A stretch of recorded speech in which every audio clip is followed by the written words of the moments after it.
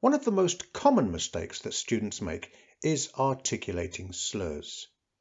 In this video, we're going to learn how to do it correctly, and that's coming up next. Music Online UK.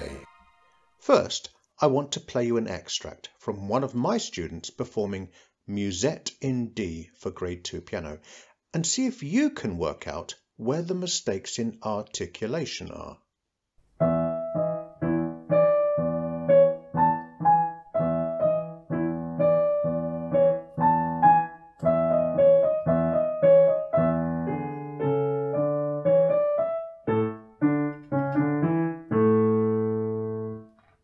The basic principle for performing slurs is that the last note of a slurred group should be lifted.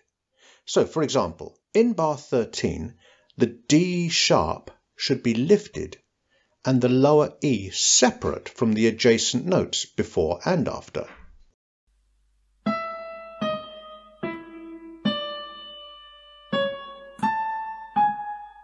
Like that. Listen again to the extract with the student's mistakes highlighted in red as they happen.